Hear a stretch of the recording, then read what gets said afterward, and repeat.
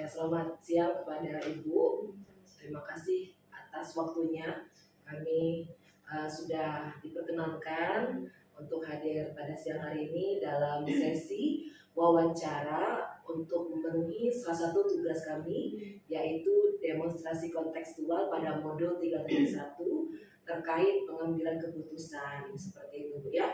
Sebelumnya perkenalkan Bu, saya Ade Widiana, CGP Angkatan 11 Kota Pangkal Pinang dari SMA 3 Pangkal Pinang, dan dalam hal ini pasien saya adalah Bapak Edwin Agustin dan rekan saya Tahu CGP Kota Pangkal Pinang, fasilitator saya Bapak Ben Gladis, dan saya Bu Ernawati, CGP Kota Pangkal Pinang, pasien saya adalah Bapak Rizkan.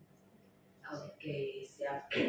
Jadi kami di sini ingin mengajukan beberapa pertanyaan terkait tentang pengambilan keputusan yang selama ini sudah Ibu terapkan sebagai kepala sekolah dari SMK Negeri 5 Pangkal Pinang, gitu ya. Nah, jadi kita sharing saja Ibu, sekedar berbagi pengalaman terhadap pengalaman-pengalaman yang sudah Ibu laksanakan sebelumnya. Jadi ada 8 pertanyaan seperti itu Bu. Ya, dan kami akan mengajukan pertanyaan tersebut dengan berbeda-beda seperti itu. Oke, boleh kita mulai Bu ya? Siap. Baik, untuk pertanyaan yang pertama Ibu, selama ini bagaimana Ibu dapat mengidentifikasi kasus-kasus yang merupakan dilema etika atau bujukan moral, terutama dalam di sekolah Ibu seperti itu. Bisa dijelaskan Bu? Iya, di dalam perjalanan sebagai kepala sekolah ya tentu saja ada dilema etika. Etika itu berhubungan kita dengan atasan kita, ya kan. Kemudian etika juga dengan menghormati rekan sejawat, ya kan. Kemudian juga ada nilai-nilai moral yang saya yakini sendiri. Tentu itu sering berbenturan, ya kan, sering berbenturan, dan tentu saja apa yang saya lakukan itu belum tentu baik menurut orang, baik menurut saya belum tentu baik menurut orang. Namun di dalam pengambilan keputusan tersebut tentu saja saya selain mengedepankan nilai-nilai moral juga supaya keputusan saya itu tidak menyakiti siapapun, ya kan, tidak menyakiti siapapun. Dan kemudian yang menjadi prinsip saya adalah barangkali akan ada korban, dan yang menjadi korban itu yang paling dahulu itu adalah saya. Itu yang menjadi prinsipnya seperti itu. Apapun keputusannya, saya paling siap bertanggung jawab dengan itu. Jangan orang lain yang bertanggung jawab, biarlah saya. Siap. Jadi seperti itu. Berarti saya mengambil poin bahwa apapun keputusan yang Ibu buat, yang pertama bertanggung jawab adalah diri sendiri ya Bu ya, seperti itu ya Bu ya. Baik, sekarang kita beralih ke pertanyaan yang kedua Ibu. Selama ini bagaimana Ibu menjalankan pengambilan keputusan di sekolah Ibu, terutama untuk kasus-kasus di mana ada dua kepentingan yang sama-sama besar, yang sama-sama benar atau sama-sama mengandung nilai kebajikan. Nah, misalkan kalau dalam dua hal seperti ini kita merasa dilema ya Bu ya. Nah, kira-kira bagaimana Ibu menjalankannya? Saya lebih mudah menggunakan sebuah contoh ya. Saya lebih mudah menjalankan sebuah contoh. Jadi kalau misalnya masalah prinsipil kayak PPDB misalnya, itu yang saya perhatikan itu adalah kepentingan orang-orang penting, ya kan. Yang kedua itu adalah kepentingan anak murid saya. Kalau saya mengedepankan kepentingan orang-orang penting, itu barangkali kepentingan murid-murid saya itu akan terrealisasi. Kebutuhan dengan prasarana dan prasarana, kebutuhan sekolah barangkali itu akan tercukupi. Namun di sisi lain saya tidak bisa memenuhi itu sebagai tuntutan jiwa saya sendiri. Tuntutan jiwa saya sendiri, dan sebenarnya itu ada di hati nurani anak-anak saya yang paling dalam. Walau bagaimanapun mereka itu adalah anak-anak yang sebenarnya bisa membedakan antara benar dan salah, yang boleh dan yang tidak. Jadi seperti itu. Dan kembali lagi pada prinsipnya tadi, kalaupun itu sesuatu itu terjadi, ya itu hanyalah saya lah. Janganlah anak didik saya yang kena, janganlah murid-murid saya yang harus jadi korbannya. Jadi seperti itu kalau bagi saya. Jadi dipertimbangkan secara luas, saya tetap jaga hubungan baik, saya tolak dengan sopan, namun saya juga tetap kedepankan ini. Nah, anak ini mau dibawa kemana? Nah, pendidikan ini mau dibawa kemana? Ya kan? Karena saya yakin juga anak-anak saya itu bukan hanya butuh bukan hanya butuh fasilitas. Namun anak-anak saya itu ada orang-orang lemah yang sebenarnya dia itu tidak punya suara, tidak punya orang penting barangkali untuk menyuarakan suaranya itu, namun dia hanya bisanya diam saja. Artinya yang lemah tetaplah jadi orang lemah. Jadi seperti itu. Sangat bijak sekali ya Bu ya. Pastinya tadi kalau penerapannya pasti bertentangan sebenarnya Bu ya, antara suatu hal dengan hati nurani kita seperti itu Bu. Maunya seperti ini tapi di sisi lain kita tidak bisa begitu Bu ya. Baik, terima kasih Ibu. Dan pertanyaan selanjutnya, langkah-langkah atau prosedur seperti apa yang biasa Ibu lakukan selama ini dalam hal pengambilan keputusan? Apa misalnya Ibu memanggil waka-waka Ibu terlebih dahulu atau seperti apa Bu? Yang pertama saya lihat aturan. Saya lihat aturan. Kemudian saya juga tentu saja berkonsultasi dengan atasan saya, ya kan. Di sekolah itu kan juga punya pengawas, ya kan, punya kacamdin, punya kepala dinas, punya kabit, ya kan. Tentu saja juga kita saling diskusi lah untuk pengambilan keputusan tersebut. Dan tidak terlupa adalah rekan sejawat saya, ya kan. Rekan sejawat saya itu kan banyaklah orang-orang yang berpengalaman di situ sebagai guru. Jadi kadang-kadang suara guru itu juga perlu juga didengarkan, bukan hanya orang-orang penting, namun juga orang-orang yang guru menjalankan guru secara tulus ikhlas menjalankan guru tugas sebagai guru itu ya juga perlu didengarkan. Dia sudah tidak berpamrih loh untuk jabatan, dia tidak berpamrih loh untuk dapat ini. Dia cuma memperhatikan apa yang menjadi suara-suaranya orang lemah, kondisi yang ada di kelas itu seperti apa sih? Baik. Jadi pertama mungkin Ibu berkoordinasi terlebih dahulu ya Bu ya kepada pimpinan Ibu. Selanjutnya Tapi Ibu yang pertama itu saya kembalikan ke aturannya seperti apa. aturannya. Aturannya seperti apa? Yang perlu kita konsultasikan itu kalau sudah ada di luar aturan kan? Betul. Nah, kayak gitu. Siap. Kembali lagi kita bertanya. Kalau sampai sejauh mana kita bertanya kok masih bertentangan dengan Iya. aturan, kadang-kadang bertanya lagi. Dan kemudian aturan ini dibuat untuk apa? Betul. Jadi aturan nomor 1 ya. Iya. Karena kan yang bikin aturan ini juga tujuannya baik loh. Iya kan, pasti juga udah runtutan dari yang paling tinggi sampai ke bawah itu kan juga udah ada analisisnya. Pasti orang-orang pintar dan bijak loh ya. Ya kan, di atas saya yang seperti ini pasti ada orang-orang bijak yang sudah merumuskan bunyi daripada aturan itu sendiri. Betul. Iya kan? Benar sekali Bu. Jadi luar biasa sekali.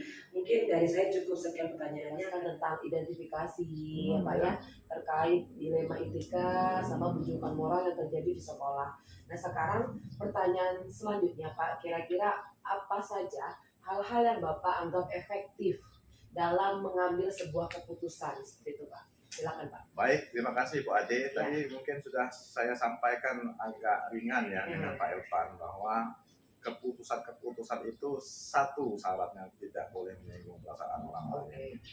Nah, bagaimana pendekatan yang harus kita lakukan? Ya secara persuasif dari hati ke hati, kemudian jangan lupa mengatakan suatu hal yang baik pada orang tersebut. Afirmasi positif. Iya, soalnya tidak semua permasalahan itu kan timbul kan karena keadaan pada dasarnya. Dan semua orang mungkin tidak mau seperti itu. Bapak pribadi mungkin tidak mau terlambat.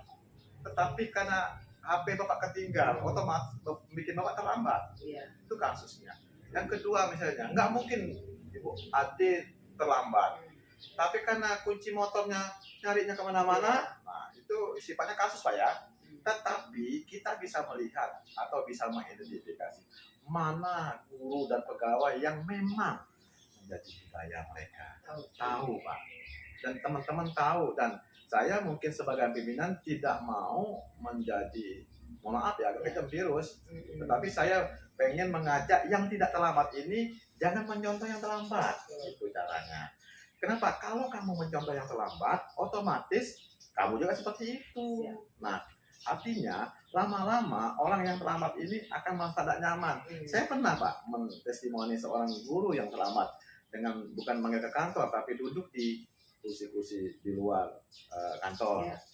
Pendekatannya persuasif. Ternyata dia mengakui dan ada perubahan.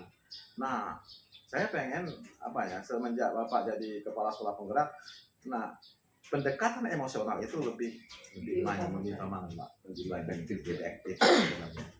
dibandingkan dengan ya kayak apa ya, eksekusi segala macam. Itu apa Oke, deh? baik. Jadi poinnya saya ambil adalah bagaimana seorang pemimpin itu melakukan pendekatan yang apa tadi? Persuasif ya Pak ya kepada rekan-rekan. Pendekatan emosional lah ya. Betul, sehingga lebih mengenal seperti itu Ya. Pak ya. Dan diharapkan kedepannya ada perubahan segitu. Oke, baik. Nah tadi itu tentang hal-hal yang dianggap efektif Pak. Sekarang kira-kira hal-hal apa saja yang menjadi tantangan Pak? Ya. Yang menantang nih untuk mengambil sebuah keputusan seperti itu. Baik, mungkin apa ya, gesekan-gesekan ya. Ya. Ada, mohon maaf ya, ya tadi manusia itu kan yang namanya manusia di atau yang namanya guru-guru dan pegawai di SMA 3 itu kan otomatis kan berdiferensiasi Pak. Yes, betul. Beda-beda. Nah perlakuannya harus tidak sama. Jangan sampai nanti saya memperlakukan Ade ini sama dengan Pak Irfan, nggak bisa itu. Berbeda sekali. Jadi bagaimana hal yang terberat itu Pak Bu Ade ya, membuat keputusan Pak kepada teman kita. Mohon maaf ya, ada yang bercerita misalnya gini Pak, saya nggak senang gini Pak. Padahal mereka tidak bisa memahami Pak, memahami penyebab dia seperti itu apa.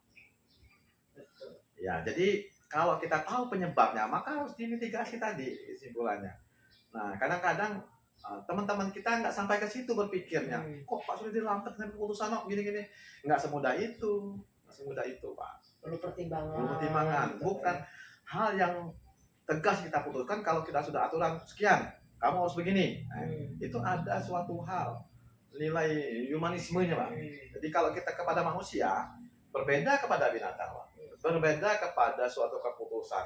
Misalnya begini, kalau ya boleh nggak saya makan atau boleh nggak saya misalnya tidak masuk kelas? Tidak boleh jawabannya. Tetapi kalau permasalahannya misalnya orang itu terkena karena keadaan, ya kita nggak bisa langsung jas.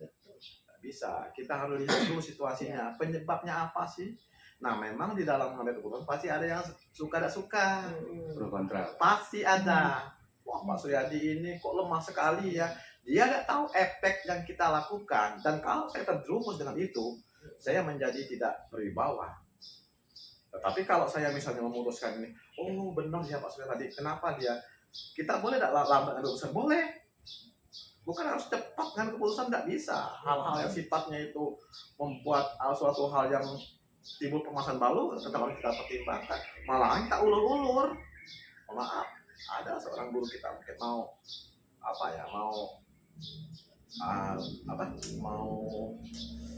hal sesuatu yang membuat dia nyaman, saya harus memutuskan langsung, tidak bisa, Bu. Jadi harus pertimbangkan. Malahan kalau Bapak diulur, itu ilmu leadership Pak yang saya baca. Lama-lama dia lupa Pak kondisi itu.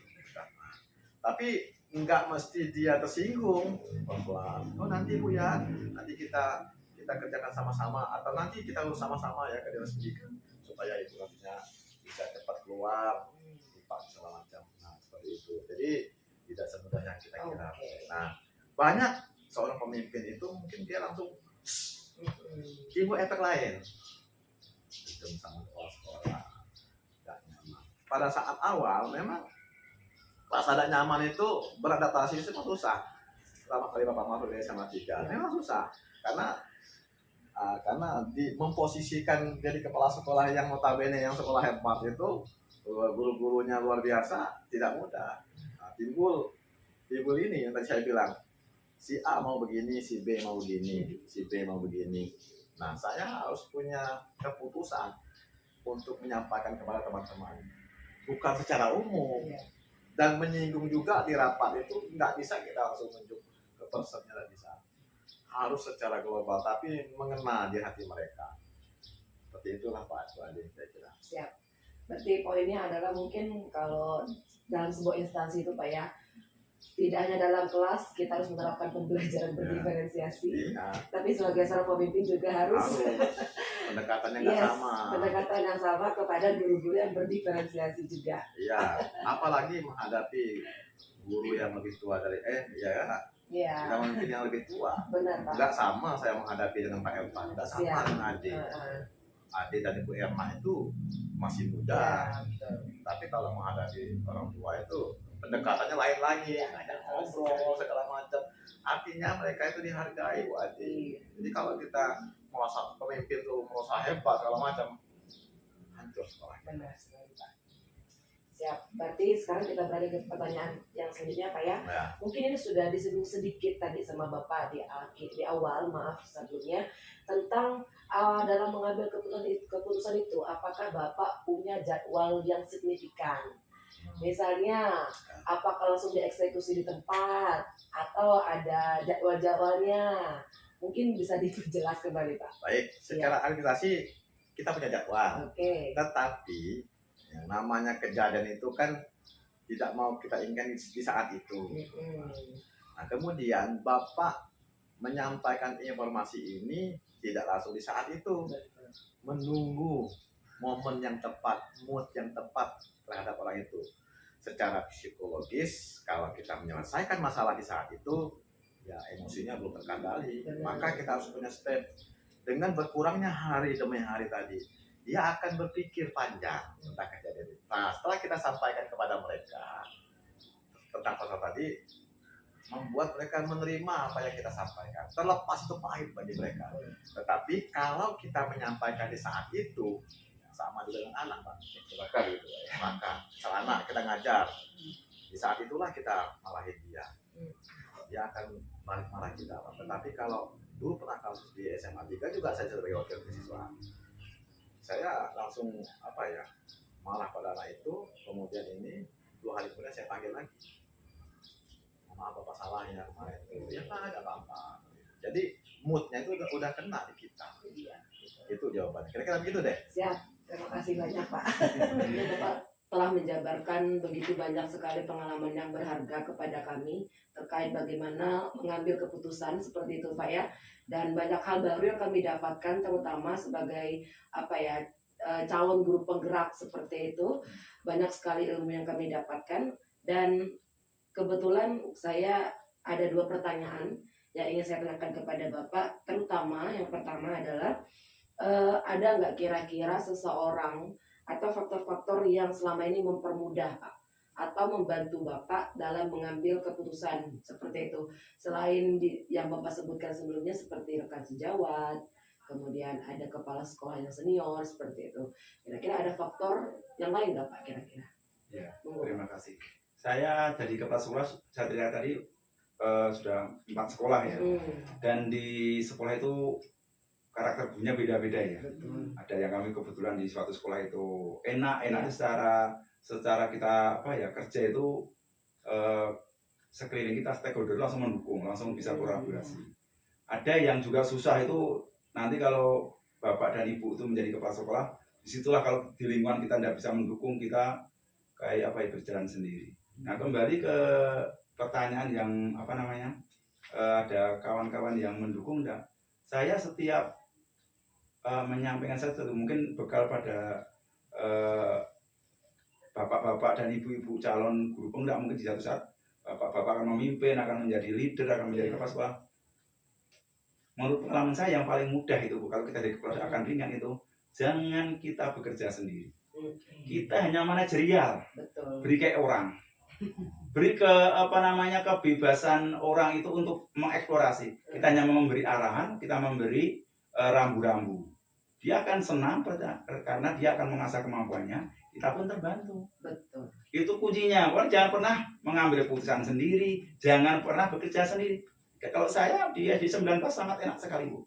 Sudah ada wakanya kesiswaan, meskipun SD itu secara hierarki ataupun secara peraturan tidak ada, tapi saya bentuk bagian kesiswaan, bagian kurikulum, bagian humas, bagian aset. Saya tidak hadir pun saya tinggal di rumah sudah memantau, dan saya pasti memberi kepercayaan orang itu. Prosedur kerjanya adalah sebelum bekerja dia melaporkan, progresnya dilaporkan, finishnya dilaporkan. Hingga saya rangkum, nanti setelah selesai saya rapat, nih loh hasil kolaborasi kita. Sangat ringan Bu, dan itu sangat enak sekali. Jadi kita kepala sekolah yang sukses itu tidak bisa bekerja sendiri. Kuncinya di situ. Wah, Keren banget ya. Jadi saya juga secara baru ini pengetahuan sekali ya Bapak Ibu ya. Karena sepengetahuan saya ada sih dalam instansi SD, SMP atau SMA itu namanya Wakasek kayak Humas Bapak seperti tadi. Ternyata di sekolah Bapak ketika Bapak pimpin, ketika Bapak menjadi pemimpinnya baru dibentuk seperti itu Pak. Iya. Wow. Jadi kaget juga ya gitu. Jadi nanti saya beri bagian kerjanya prosedur tupoksinya begini ya. Iya. Dia udah tahu ternyata ya bagian bunda. Jadi saya di sekolah itu tidak pernah susah dengan penyelesaian. Karena apa? Ada masalah itu berarti masalah murid, berarti dari kesiswaan lapor itu. Iya. Tinggal selesaikan dengan prosedur ini. Dia selesai, saya tidak pernah ke saya lagi. Mantap. Nah, sekali saja. Jadi saya itu santai. Jadi kalau ke sekolah duduk nunggu laporannya progresnya bagus, selesai saya santai. Mantap sekali Iya. Pak ya. Jadi kuncinya dari pertanyaan ini adalah posisikan diri kita sebagai manajer. Iya, Pak ya. jangan menjadi bos. Betul. Nah, Ini manajer beda sekali ya Pak beda, ya, beda. bos sama manajer ya. Dan memberikan kebebasan Iya, kepada bereksplorasi. yes, betul sekali Bapak. Terima kasih, ilmu baru banget nih ya. Kemudian yang terakhir Pak, dari semua hal yang telah Bapak sampaikan dari awal sampai detik ini, kira-kira pembelajaran apa yang bisa Bapak ambil dari pengalaman-pengalaman Bapak dalam mengambil keputusan seperti itu Pak? Hikmahnya atau ada pengalaman kasus boleh diceritakan Pak? Iya. Jadi kalau dari yang pernah saya alami, pengalaman saya dengan durasi saya menjadi PNS lama itu 28 tahun dengan durasi menjadi kepala sekolah 5 tahun ya gitu. Jadi banyak problem atau masalah itu dari yang ringan sampai yang berat. Betul. Artinya gitu. Kalau ringan itu saya posisikan kadang-kadang saya bagi dulu dengan kamu, ini loh masalah bisa tidak menyelesaikan. Ternyata bisa gitu ya. Berarti sekelas problem itu orang semua bisa. Jadi begitu saya lemparkan ke rekan-rekan bisa ambil saja kesimpulan. Tapi kalau yang berat kita harus berkolaborasi, kita harus musyawarah, dan musyawarah sangat penting Bu. Sangat penting. Saya di sekolah saya itu semua kegiatan semua itu dari yang kecil itu terstruktur. Jadi kalau bahasa kami ada PJ-nya, ada yang ketua tanggung jawab lah. Jadi saya tinggal beri arahan, sudah jalan semua. Dan itu memperkecil masalah, memperingan kerja saya, dan orang pun senang Bu. Itu senang kalau orang diberi tupoksi, dijalankan, dia ada keinginan untuk saya itu bisa loh. Nah itu tantangan orang kan, begitu tertantang selesai, ya untung saya, dia pun untung gitu. Jadi selesai dah gitu. Jadi tidak pernah berpikir keras lah. Iya. Gitu ceritanya. Satu lagi mungkin Pak, ketika Bapak memberikan amanah kepada seseorang, mungkin yang diamanahkan merasa bahwa saya ini termasuk orang yang dipercaya seperti itu. Iya. Memberikan atau trust ya, kepercayaan kepada seseorang itu sebenarnya kalau kita sebagai pemimpin yang baik harus seperti itu Pak ya. Maksudnya nggak ngekat semuanya kita ambil gitu. Berarti balik lagi kita adalah manajer bukan bos.